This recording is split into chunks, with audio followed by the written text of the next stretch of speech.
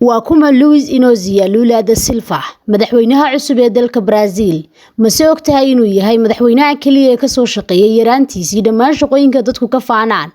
sida baalash leh farsamayaqaan iyo mechanic soo dhow daawade warbixinteena ayaad kaga bogan doontaa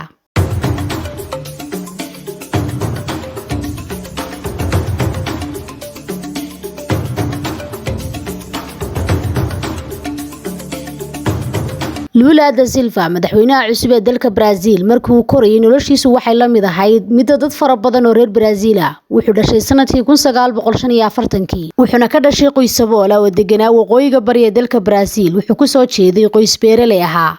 markii uu jiray da'da 7 sano qoyskiisu waxay u guureen magaalada São Paulo si ay shaqooyin u helaan waana isla sida ay sameeyaan malaayiin qof oo reer Brazil ah oo isaga ka horeeyay kana dambeeyay Lula ma uusan baranin sida wax loo akhriyo ilaa intii uu ka soo gaadhay da'da 10 sano 14 sano markii uu gaadhay wuxuu helay shaqadiisii ugu horeysay oo dhanka biraha ah taasoo uu ka bilaabay warshadaha baabuurta sameeyay ee ku yaala duleedka magaalada São Paulo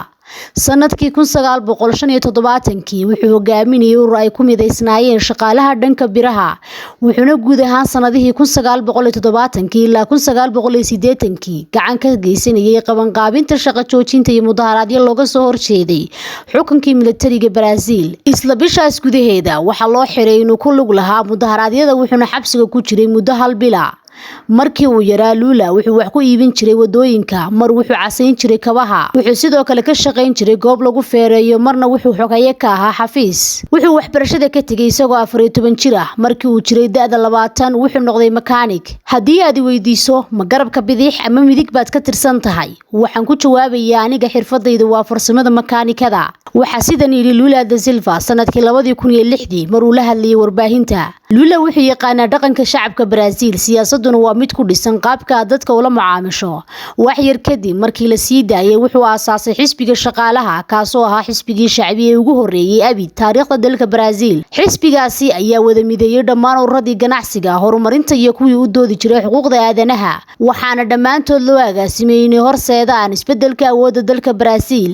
hase ahaatee wuxuu rafaad badan u soo maray inuu gaadho heerka ugu sarreeya ee nolosha Lula wuxuu doorashada xilka madaxtinimo u tartamay 3 jeer mana uusan ku guuleysanin laakiin waxa la doortay sanadkii 2002 markii uu xilka qabtayna wuxuu taariikhda Brazil ku galay inuu noqday madaxweynihii ugu horeeyay isagoo shaqaalaha maamulka loo dhiibay wuxuuna ku doodayay in xilligaasi la joogay waqtigii bog cusub loo rogi lahaa aayaha Brazil wuxuu Brazil ku hogaamiyay kobac dhaqaale oo lama filaan ah waxay u muuqatay inuu kharash fara badan u hayay barnaamijyada bulshada Luiz Inácio Lula da Silva waa nin yaraantiisii ku soo koray saboolnimo markii uu yaraa wuxuu casayn jiray kabaha waxa loogu yeeraa siyaasiga ugu caansan adduunka in ka yar 3 sano kadib markii xabsiga laga sii daayay xilli loo haystay eedo musuqmaasuq oo u muuqday inay saameysay siyaasadiisa ayaa markii dambe meesha laga saaray maalintii Axadii Lula da Silva waxa mar saddexaad loo doortay madaxweynaha cusub ee dalka Brazil waxaan isku arkaa nin ku hawlan dib u soo nooleynta siyaasadda Brazil waxay isku dayeen inay aasaan aniga oo nool haatan waxaan halkan u joogaa sidii aan u maamuli lahaa dalka waxa sidan yiri madaxweynaha cusub ee dalka Brazil markii uu gaadhay guusha kadib Lula ayaa ka adkaaday Bolsonaro oo ka tirsan xisbiga midigta fog waana madaxweynihii ugu horeeyay Brazil oo laga guuleysto doorasho ku celisa 24 sano la soo dhaafay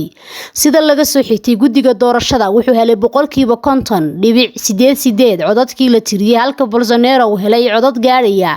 49.12 boqolkiiba Lula oo mar ahaanin dhalinyaro ah oo xishood badan wuxuu 2 jeer oo xiriir madaxweyne ka noqday Brazil intii u dhaxaysay sanadihii 2003 ilaa 2010 wuxuu isku tilmaamay inuu yahay madaxweynaha ugu caansan uguna saameynta badan qarnigani